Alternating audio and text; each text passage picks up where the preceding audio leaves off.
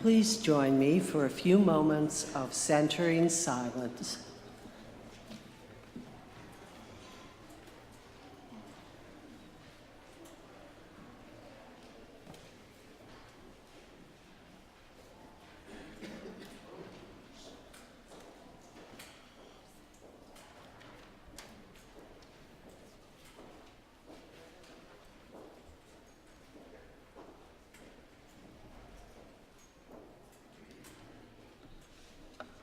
And now, please remain seated as we sing our in-gathering hymn, which is number 132, and the words also appear in your order of service.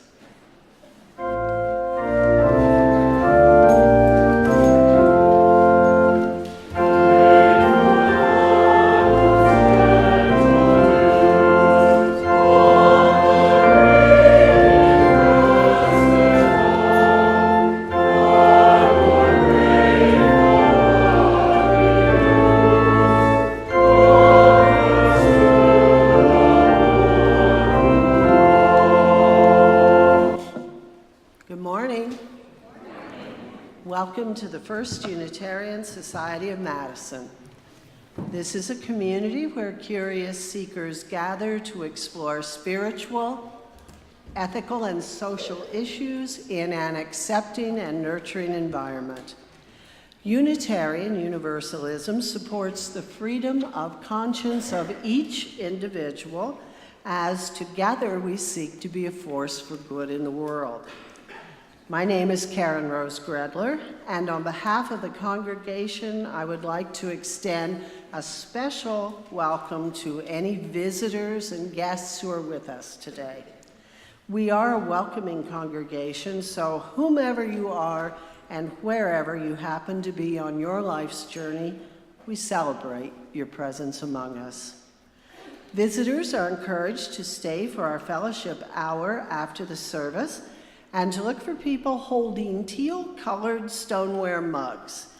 These are FUS members knowledgeable about our programs and community life, and they look forward to the chance of speaking with you this morning. You may also stop by our information table out in the Commons to find out more information about upcoming events and programs at the Society. In this lively acoustical environment, it can sometimes be a bit difficult to hear what's happening in our services. So we remind you that our child haven back in that corner and the commons area behind the auditorium are excellent places where to go when anyone needs to talk or move around a bit. The service can still be seen and heard well from those areas. We also have hearing devices available. Please see one of the ushers if you think that might be helpful to you. This would also be an excellent time to turn off any electronic equipment that might disrupt the service, including cute little cell phone ringers. Experienced guides are generally available to give building tours after each service. I'm not sure if we have one for this service. Anybody want to claim to be a guide and willing to lead a, well, we'll see. We'll try to come up with one by the end of the service. If you would like to learn more about this sustainably designed edition or our National Landmark Meeting House across the parking lot, please meet on this side, your left of the auditorium, near the big windows over there, after the service, and hopefully if you are there, he or she will come as a guide. Now I'd like to acknowledge those individuals who help our services run smoothly. For this service, that's Dan back there, right? Not Maureen Friend, but she's with us in spirit, but thank you, Dan. Our lay minister is Ann Smiley. Our greeters are Elaine Lohr and Lynn Scobie, I believe. Our ushers are Ann Smiley, Rick DeVita, Karen Jager, and Patricia Becker. Hospitality, those folks making coffee back in the kitchen, are Blaze Thompson and Jeannie Hills. The lovely flowers on either side of the podium are in honor and memory of Nancy and Bob Dott, beloved members, both of whom we lost recently.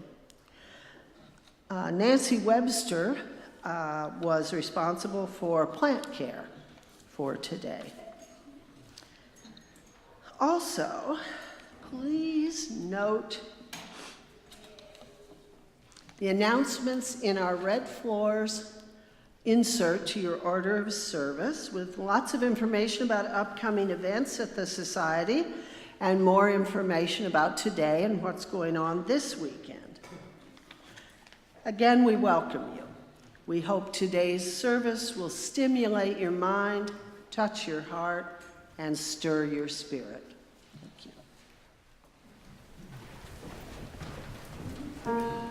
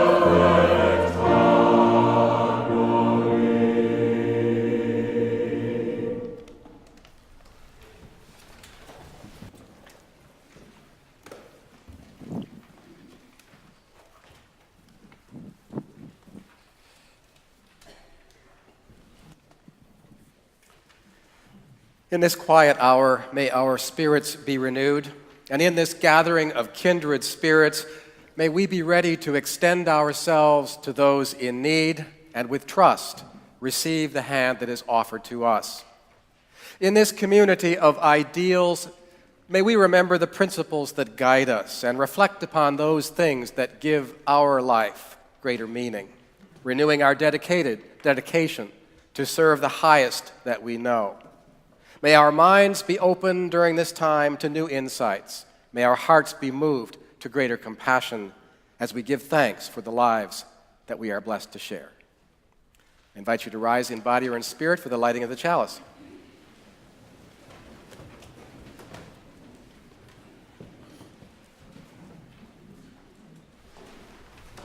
Please join me in the words of affirmation printed in this morning's program. I believe that unarmed truth and conditional love will have the final word in reality. I have the audacity to believe that peoples everywhere can have 3 meals a day for their bodies, education and culture for their minds, and dignity, equality, and freedom for their spirits. I believe that what self-centered people have torn down, other-centered people can build up. And in the spirit of that other-centeredness, please exchange a warm and friendly greeting with your neighbor.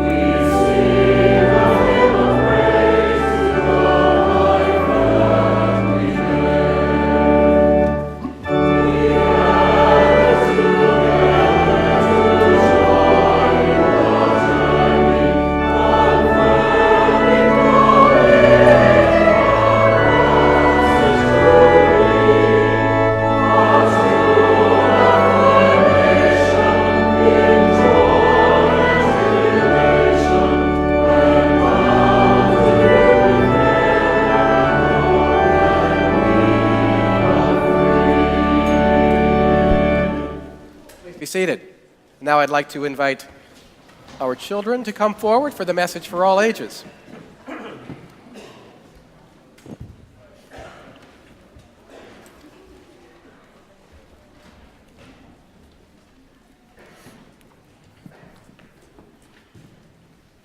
Good morning.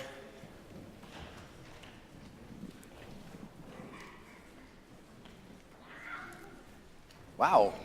Wow. Time to go to sleep on the carpet.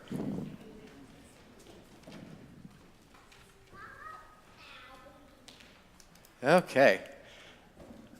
Well, welcome everybody. I see at least one of you has brought a toy from home, maybe. And does everybody have a toy at home somewhere? Not me. No toys? I find that hard to believe. Do you have a lot of toys? Yeah? You have too many toys? How do you know when you have too many toys? When you... More than 100. You have too many toys when you can't play with all your toys, right? Yeah, that's what I thought. Well, this is a story that is kind of like that when you're kind of looking around and saying, I wonder whether I've got enough or too many toys. So Simon the fiddler, he had a cozy little house. And he had everything that he thought he needed. He had a chair to sit in. You got a chair? Okay. He had a bed to sleep in. He had food to eat, clothes to wear. I see you've all got clothes on. He had a soft hat, okay, and a toy animal. And he had good friends. And most of all, he had a beautiful fiddle, like a violin, whose voice was as sweet as honey.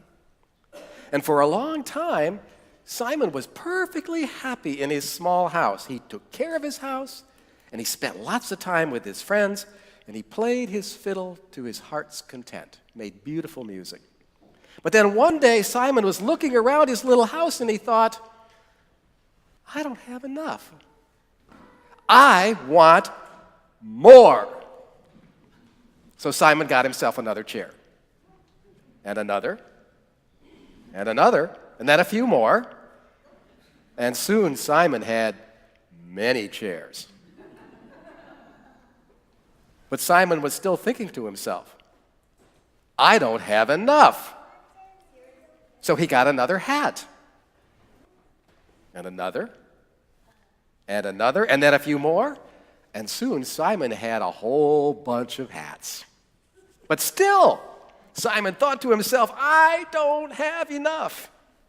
So he got himself another animal toy, and another, and another, and then he got a few more. And soon Simon had many toys, and for a while he really enjoyed having more.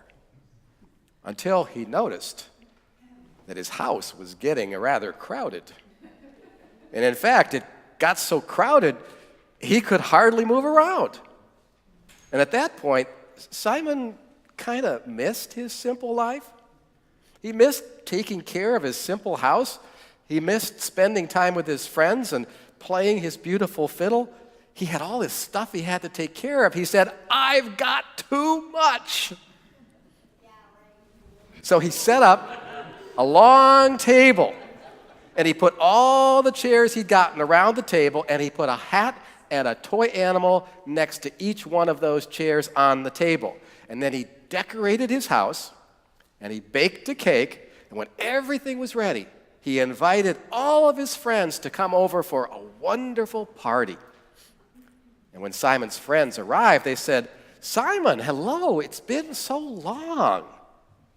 And they all sat down on the chairs, and they put on the hats, and they played with those toy animals. And it was a wonderful party. Everyone talked, and they sang, and they danced, even dancing on the table. And they ate cake until only the crumbs were left. But the party finally was over, and the friends began taking off their hats and putting down the toy animals. But Simon said, no, don't do that. Please, keep the hats on your head. Keep those animals in your arms. You take them home with you, and you take the chairs too, because I don't want to have more anymore. Well, thank you, everyone said, really surprised. This really was a wonderful party. And then Simon the fiddler breathed a big sigh of relief. He had just enough and not too much. And with that, he was perfectly happy again. So the question here, of course, is how much is too much or too little? And what is just enough? Something each person's got to decide for themselves, isn't it? And too much might be more than 100. That's right. Too much might be more than 100 toys. It could be. Well, thank you for listening to my story about Simon the Fiddler. We're going to sing you out now to your classes with hymn number 315.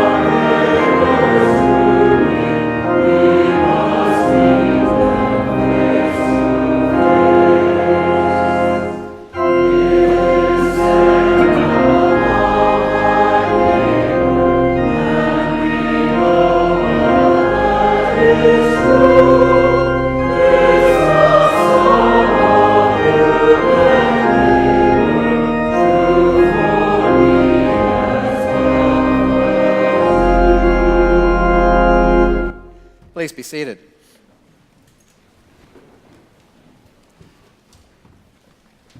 We do have some special guests this morning from the UW-Madison Odyssey Project. We have had participants from the Odyssey Project with us in the past. We always enjoy hearing what they have to say, and they're going to be sharing 2 original compositions, Char Braxton, Keena Atkinson. Welcome. Thank you for having us. I'm a graduate of the UW Odyssey Project. My poem is Poverty. The access to basic needs. Clean water, the water that flows from my faucet is contaminated.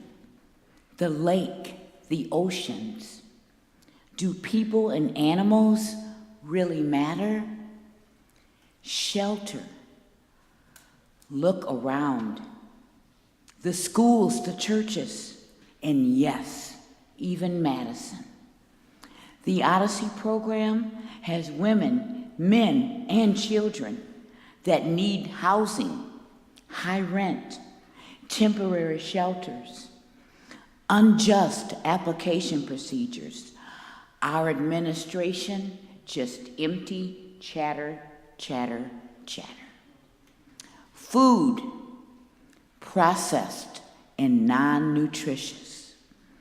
Dollar store budget. I make too much money. The state has cut me off food stamps, and my kids are crying and hungry. Did I ask for this cold, dark, cruel, and new poverty in America? No, no, no. I will teach my kids that you can change and teach a world that sees you as a victim of poverty because we walk with dignity, love, and clarity.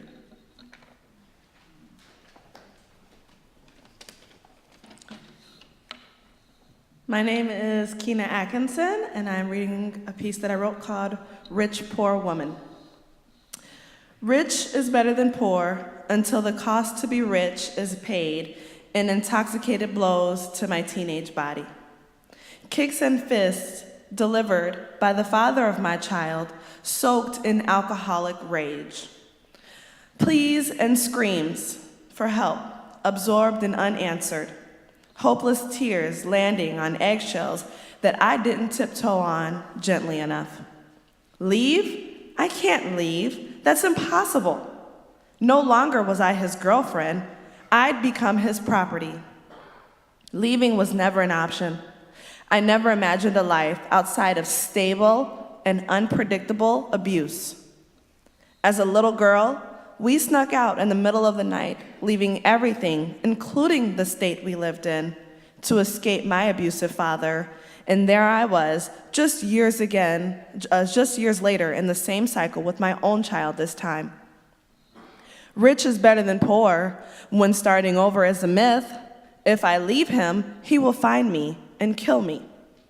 There is nowhere to hide, nowhere to go. Being rich seemed better when I was poor in my esteem, poor in my self-worth, poor in my understanding of love. When I left him, I had nothing. When I finally left him, no money, no plan, and eventually, no home. Just me and my toddler, starting over with nothing but freedom. I was poor, but for the first time, I felt rich. Dinners at a soup kitchen, showers in a gym, writing again, exploring talents and hobbies, laughing without guilt, smiling without fear.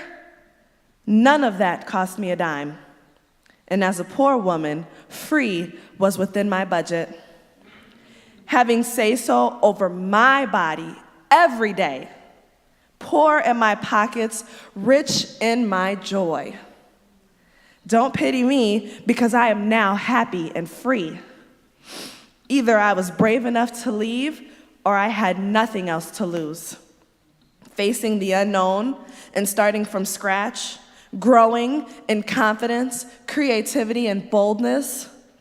Every time the sun rises on my skin, and every time I go to sleep without worrying about that drunken boogeyman stumbling through my front door, I know that I made the right choice to start over and be poor. Everything in life comes with a sacrifice, a side effect, or a cost. Breaking this cycle of abuse was my choice. Poor isn't my name, and it doesn't define me.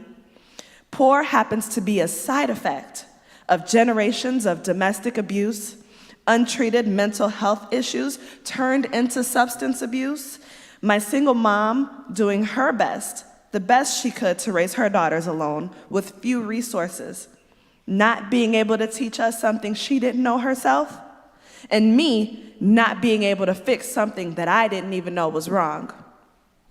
Rich is better than poor, but poor is one of the side effects of a bigger, deeper issue that started generations ago. I'm just working relentlessly to break free from the cycles. In this journey of growth, knowledge, and purpose, I have become a rich, poor woman, knowing no limits. I'm a rich, poor woman, breaking cycles and chains. Thank you.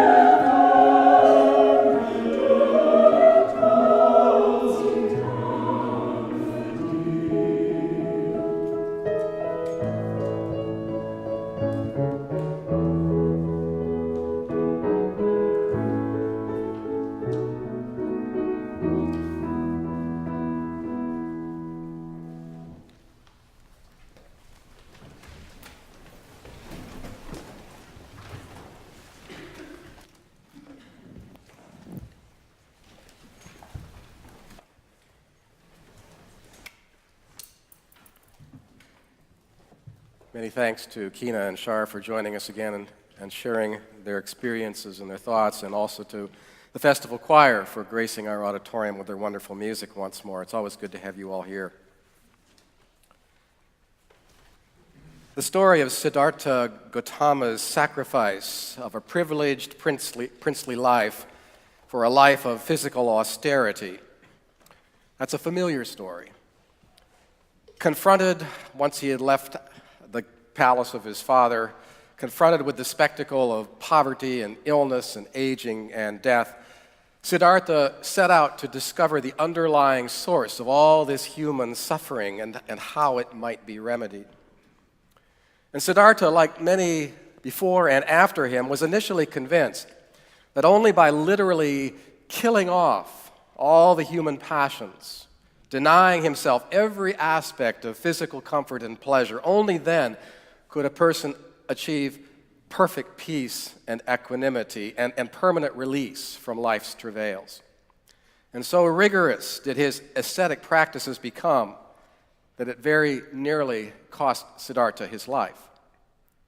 And so, discovering him severely malnourished and in a semi-stupor, a passerby revived him with an offering of milk, and gradually he regained sufficient strength to continue his spiritual journey. And as we know, it was not long before Siddhartha achieved enlightenment and became the awakened one, the Buddha. And at that point, he eschewed the aesthetic path, and he advocated a more moderate approach to spiritual seeking, what he called the middle way, or as Simon the Fiddler put it, just enough and not too much.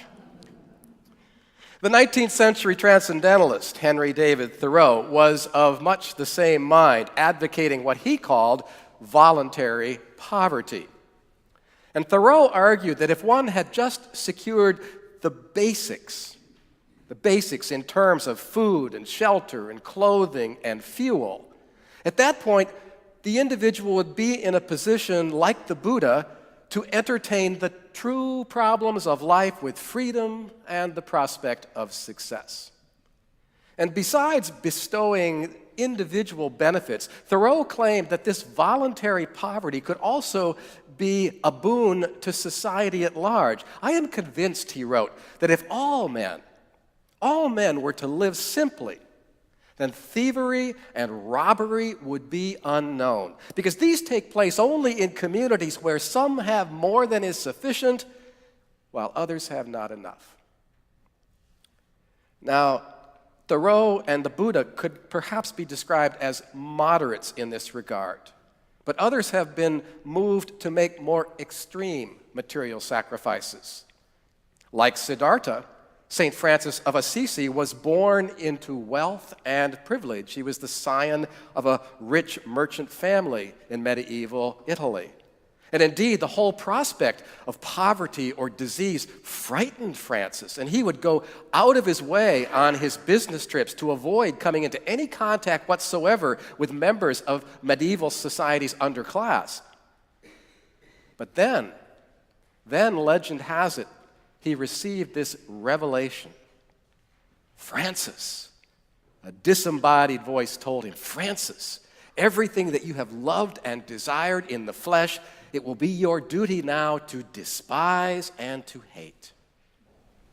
And the voice, which Francis took to be God's voice, went on to reassure Francis that he would come to abhor the comforts and that he would find his true delight among the ranks of the poor, whose cause he should then make his own. And thus encouraged in this way, Francis took that leap of faith, renounced all of his wealth and his status, and founded this order, the Franciscans, that was dedicated to serving the poor. And paradoxically, he did then experience a freedom from fear and a joy that he had never previously known. Now, when he died at the hands of an assassin some 70 years ago, Mohandas K. Gandhi's personal possessions consisted of a pair of eyeglasses, sandals, a spinning wheel, pocket watch, a rice bowl, and a walking stick. Sometimes described as the ultimate minimalist, Gandhi steadily reduced his food requirements until he was able to consume, as he put it, the most nonviolent vegetarian meal that the poorest human being can afford. That's what he lived on.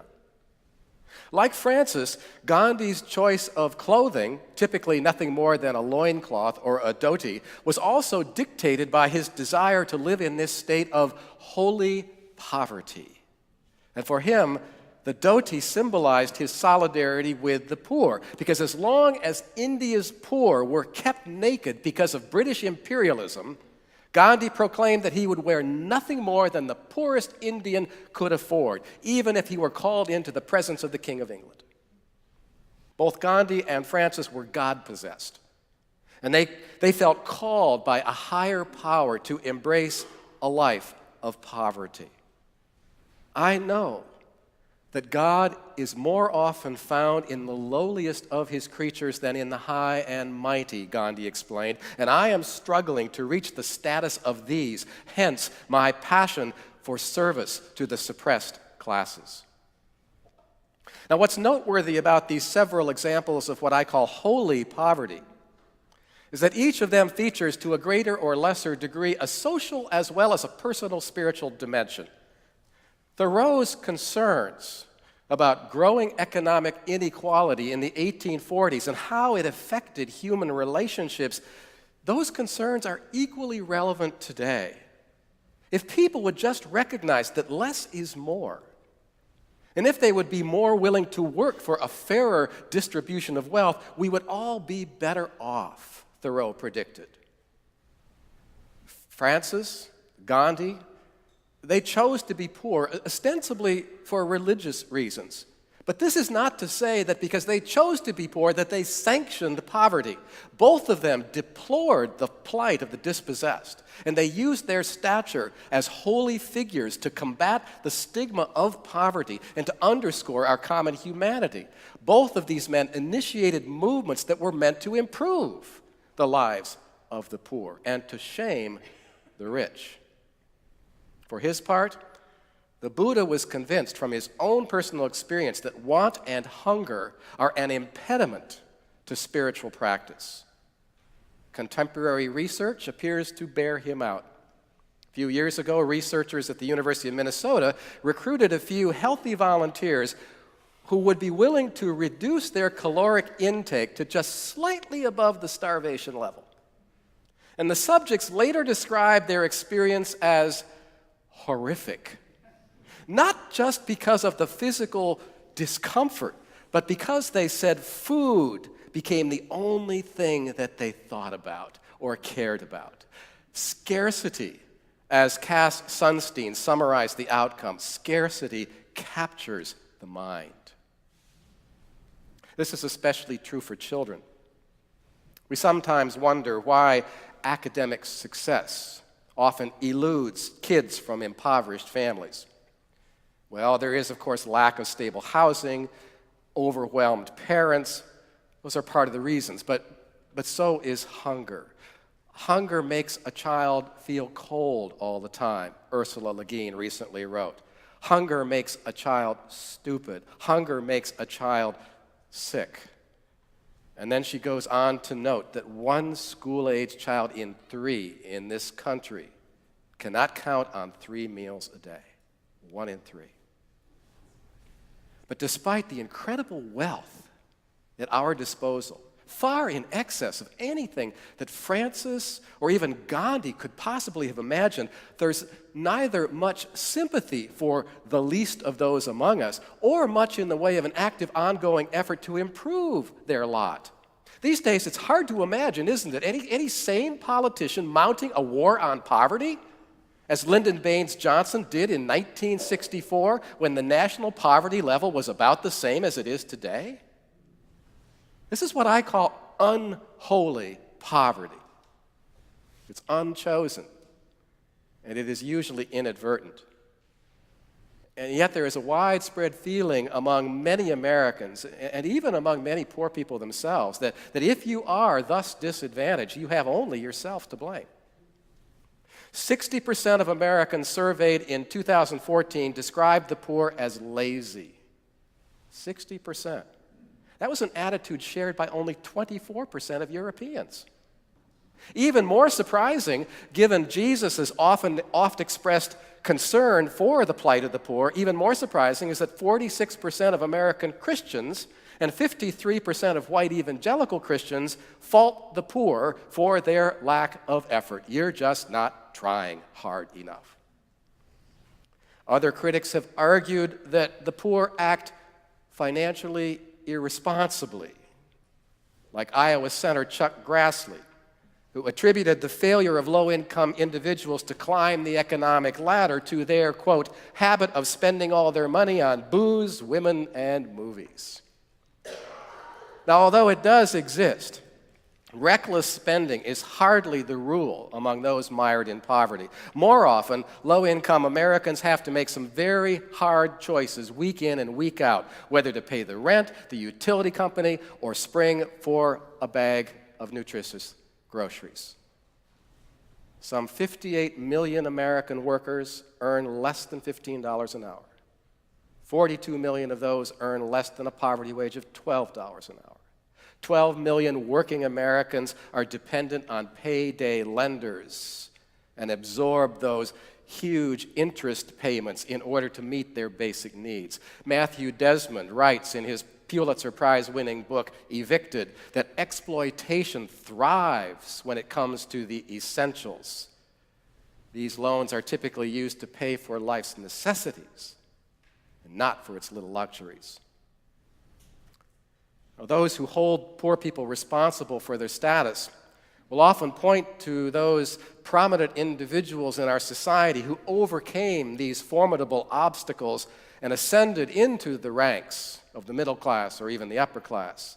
And so they will say, look at that person. It's all about willpower and perseverance and making the most of one's God-given gifts. And there is no denying that a limited number of impressive men and women do exactly this, thus lending credence to that hoary Horatio Alger story, the story of the self-made man or woman. But Horatio Alger was a product of 19th century fiction, a character invented, in fact, by a former Unitarian minister.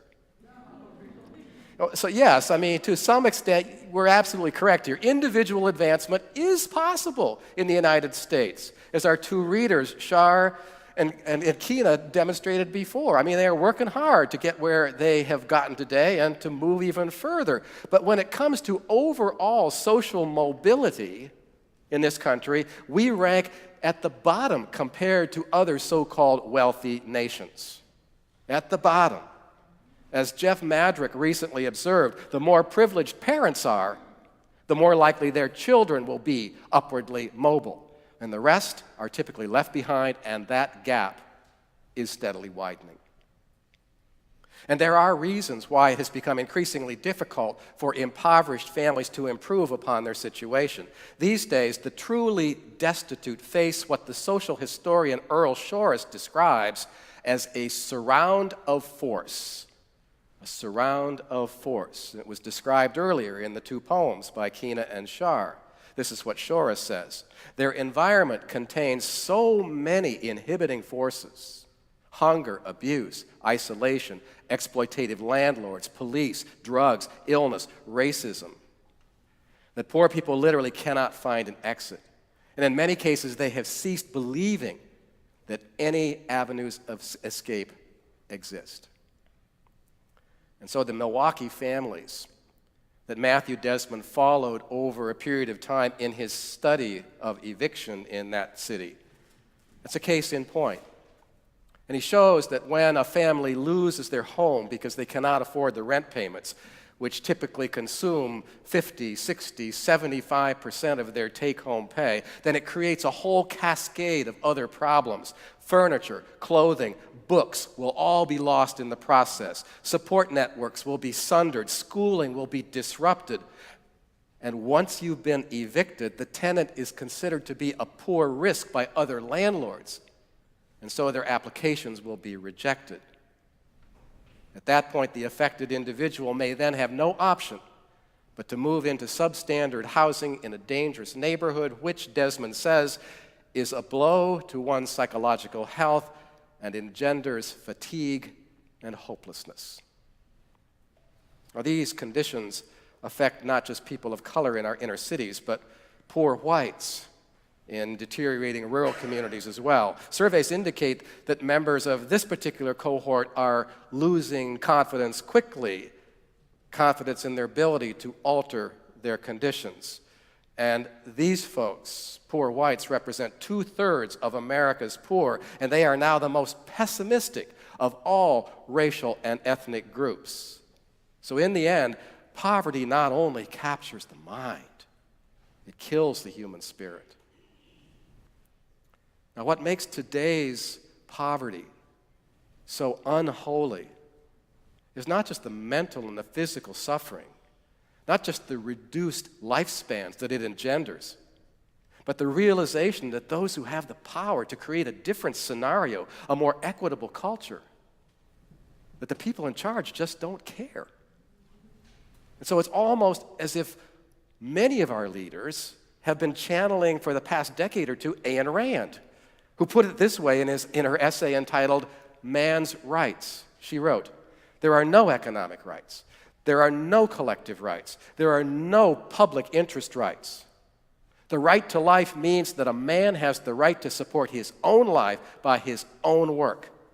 And it does not mean that others must provide him with the necessities of life. Every man and woman for him or herself."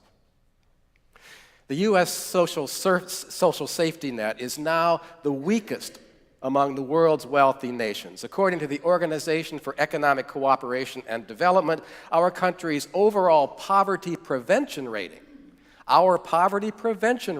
is significantly lower, not only than Germany's and Sweden's and Norway's and Denmark's, it is lower than Poland's and Portugal's and South Korea's and Turkey's. Jeff Madrick says, no moral code, no ethical principle, no piece of scripture, no holy teaching can be summoned to defend what we have allowed this country to become. So perhaps what we need, folks, is another Great Depression as a wake-up call. Back in the 1930s, as more and more jobs were lost, as the unemployment figures rose up close to 30%, sympathy for the poor increased, and support grew for Social Security, for the Works Progress Administration, for the Civilian Conservation Corps. The survival of the fittest social Darwinism that had dictated policy during the Gilded Age, it went out of favor. And building on those New Deal initiatives after World War II, the government passed a generously funded GI Bill that enabled millions of returning service personnel to attend college, to acquire homes, and to be covered by unemployment insurance. And by these collective means, a whole generation of white Americans were able to achieve middle-class status. Of course, people of color were left out of that equation. Now, what's truly disappointing about all this is that many of the people who benefited from this grand social experiment in the redistribution of wealth, those same people have no interest whatsoever in extending a similar consideration to those who are struggling today. Millions of Americans face eviction every year for lack of resources. In many communities, the waiting period for public housing is counted not in weeks or months or years, it is counted in decades. And only one family in 3 in this country receives any kind of support for their rent payments whatsoever. As Dr. King observed with more than a little irony 50 years ago, so often in America we have socialism for the rich and rugged free enterprise capitalism for the poor. Now, society's resources are allocated, as we well know, not on the basis of need, but in proportion to a particular constituency's political clout. And as a result, 20% of the U.S. population now has a negative net worth. They owe more than they own. 1/5 of the population. More and more of our jobs are part-time, they're temporary, they're contract work, which means that they do not include benefits, they do not include sick leave or vacation or retirement plans. And thanks to the tireless efforts of the business class and its political allies, the strength of organized labor continues to slide, with fewer than 11% of Americans now covered by a union contract. And it's about to get lower than that with the next Supreme Court ruling on public sector unions. And there has been no mass movement of low-income earners or the poor that has arisen since 1967. when Martin Luther King and Ralph Abernathy Jr. mounted the Poor People's Campaign that then faltered after King was assassinated. Writing in the New York Review of Books recently, Nicholas Kristof mused about the seeming passivity of today's poor in America. He said, "They are far too willing to acquiesce because they have now been conditioned to retreat to the margins. And so I have found myself thinking that the problem is not that the poor riot, it's that the poor don't riot enough." Now, as a disciple of Gandhi, Martin Luther King would have questioned Nicholas Kristof's solution, riots, but not his intent. And so now, 50 years later, the Reverend William Barber from North Carolina has called for a new initiative patterned after King's earlier efforts to build this multiracial coalition to eradicate unholy poverty in this country. And it is a movement that we, as UUs, are called upon to join. So then let us embrace Dr. King's dream, not of the mountaintop, but his dream of maladjustment. As he wrote, "I never intend to adjust myself to the inequalities of an economic system that takes necessities from the masses to give luxuries to the classes. The salvation of the world lies in the hands of the maladjusted."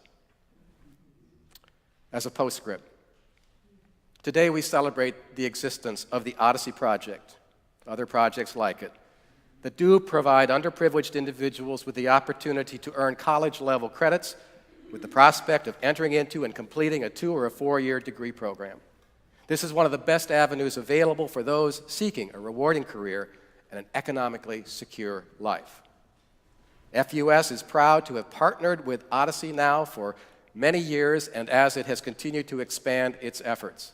However, this is just one of many ways in which our faith community has sought to mitigate the effects of unholy poverty, whether through eviction prevention, supporting sensible family planning, or working to close Dane County's racial equity gap.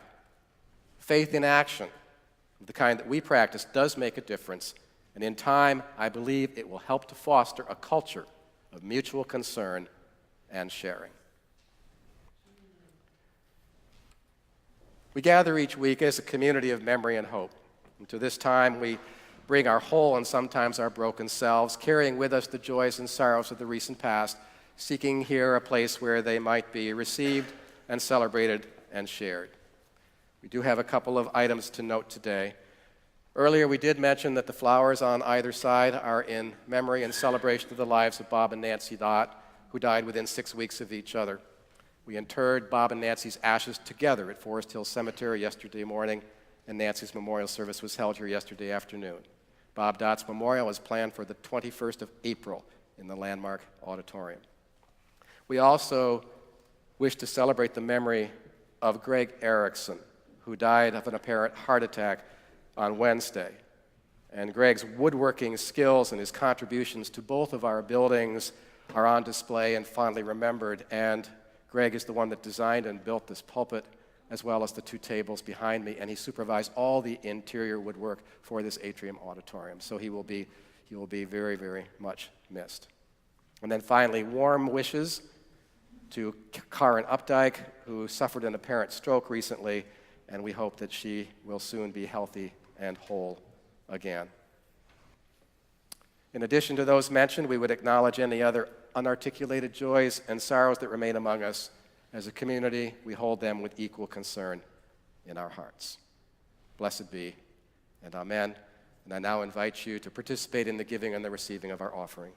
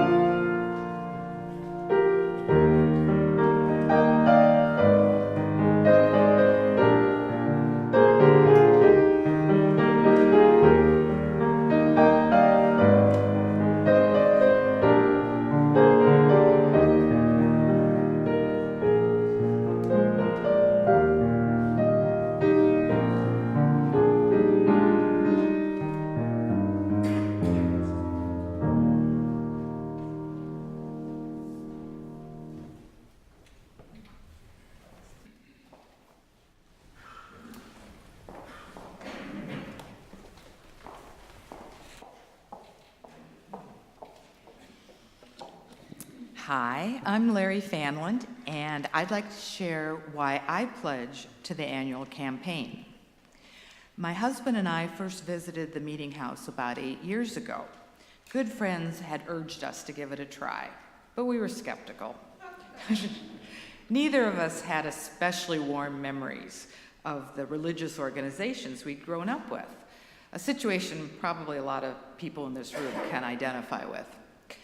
Still, we felt the need for a spiritual home and a closer community, so we gave it a try. From our first visit, we came away impressed, but we still had our doubts.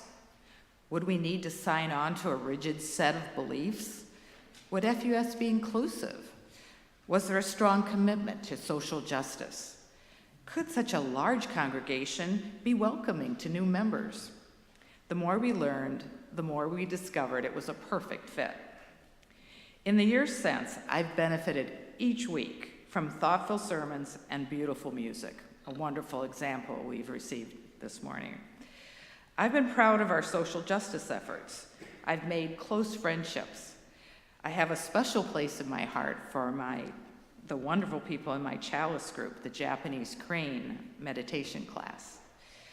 As I've gotten to know First Unitarian better, I've looked for ways to give back. Most have been little things and frankly fun, helping with the Easter egg hunt, bringing baked goods to the art fair, and singing in one of our amazing choirs. I've been happy to give my time. Another joy has been giving financial support to FUS through the annual campaign. There are so many needs in the world right now, it can be hard to prioritize giving, but I've seen firsthand the thoughtful planning and excellent use that FUS makes of our support. I know the coming year is an important one in the history of our congregation. I'm confident that my pledge to the annual campaign will help keep First Unitarian Society a force for good and a place where the next set of skeptics can find a home. I'd like you to consider all that FUS means to you and all the ways it helps to make our world more just. I hope you will keep those things in mind as you decide on your own annual pledge.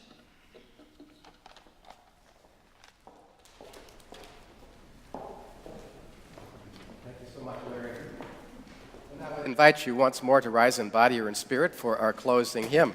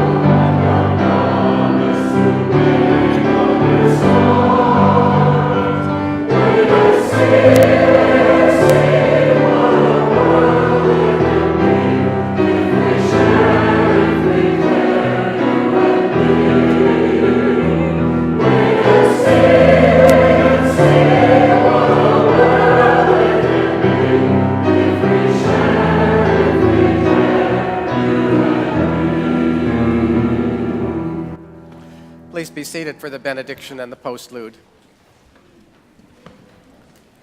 For that which has been done to lift humankind to new levels of social order and health.